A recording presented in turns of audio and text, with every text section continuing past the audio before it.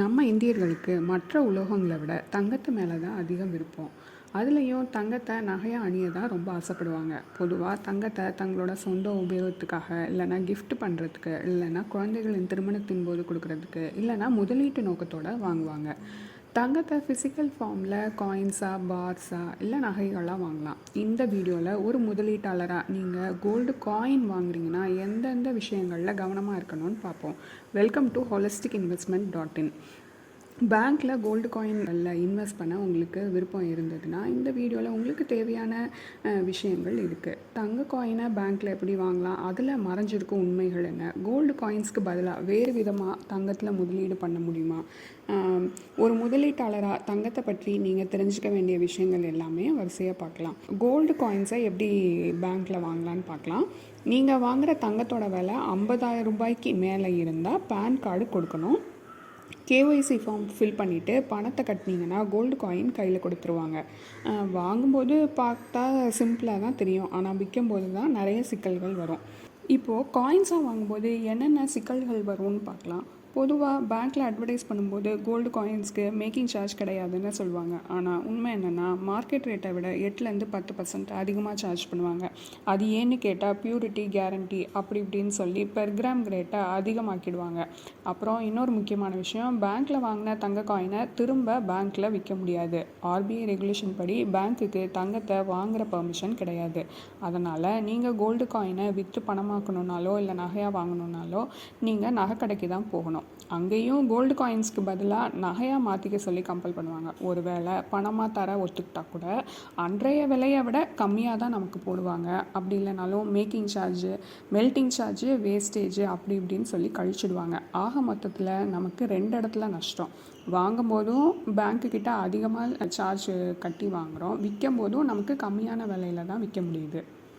Investment பர்பஸ்க்காக gold coin வாங்குறது சிறந்த தேர்வாக இருக்காதுன்னு இப்போ நமக்கு புரிஞ்சிருக்கும். சரி, அப்போ தங்கத்தை முதலீடு பண்ணுறதுக்கு கோல்டு காயின்ஸ்க்கு பதிலாக வேறு ஏதாவது ஆப்ஷன்ஸ் இருக்கான்னு பார்க்கலாம். கோல்டு 2 ஃபார்மில் இருக்குது. ஒன்று ஃபிசிக்கல், இன்னொன்று பேப்பர். ஃபிசிக்கல் கோல்டு நமக்கு ஏற்கனவே தெரியும், நகைகள், காயின்ஸ், பார்ஸ் இதெல்லாம் தான். இப்போ பேப்பர் கோல்டை பற்றி விரிவாக பார்க்கலாம்.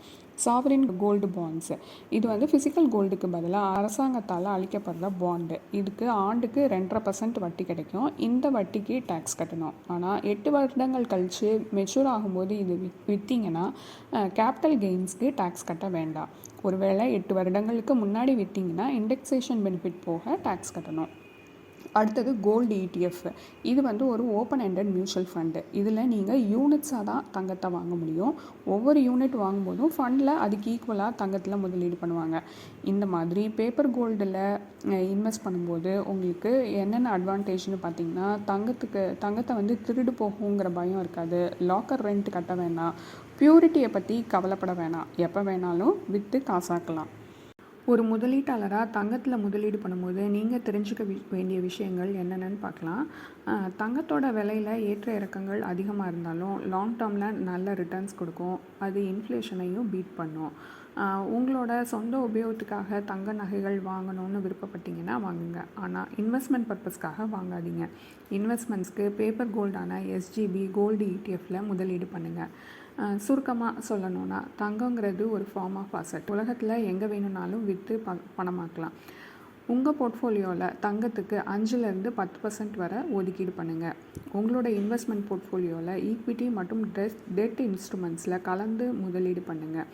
இன்வெஸ்ட்மெண்ட்ஸ்க்காக நீங்கள் செலக்ட் பண்ணுற ப்ராடக்ட்டு லாங் டேர்மில் நல்ல ரிட்டர்ன்ஸ் தரக்கூடியதாக இருக்கணும், டேக்ஸ் பெனிஃபிட்டோடு இருக்கணும்.